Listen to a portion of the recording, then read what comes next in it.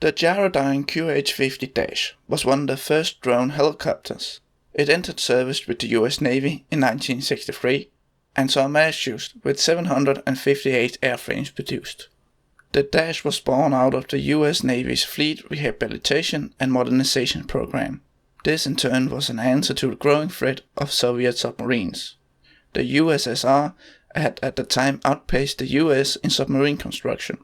The US Navy was busy building new aircraft carriers and air warfare ships, leaving not enough resources to build new submarine hunters.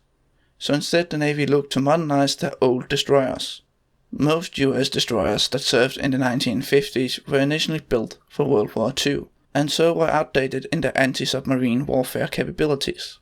One of the new tools for hunting submarines was helicopter-dropped torpedoes and depth charges. But the old destroyers' small size made it impossible to add full-scale helicopter deck and hangar facilities. Out of this came the requirement to develop a small compact helicopter drone that could carry and drop torpedoes. But the Navy also had plans to arm the drone with nuclear depth charges, so for this reason, the drones were to be expendable. This expendable status affected the design greatly. The Dash was built with entirely off-the-shelf industrial electronics and basically no backup systems. The other main design problem was its size. It needed to be as small as possible to fit on the ships.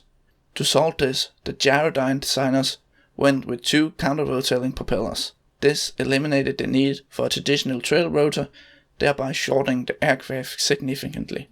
In November 1962, the Dash entered service with the US Navy. Even though the Dash didn't need a pilot on board, it still needed one. Actually, two pilots were required to fly the drone. When Dash took off, it was remote controlled by a pilot on the flight deck. After the drone was safely in the air, the second pilot in the ship's CIC would take over. This was necessary because there were no cameras or navigation sensors on the drone. The pilot would use the ship's radar to know the drone's position. He would then pilot the drone towards the submarine's position using the ship's sonar. The pilots, however, didn't always need to be in control of the drone. It had something called memory mode. It was a primitive type of autopilot. The pilot would decide a heading, speed and altitude.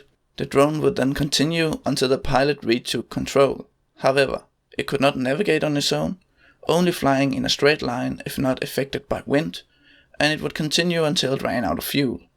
The Dash platform was used for several experimental projects, but only one became a success. This was the QH-50 C/D Snoopy version. This version saw the weapons removed and a live camera installed instead. These drones were used for reconnaissance in Vietnam. A few also found their way onto US battleships where they were used as artillery spotters.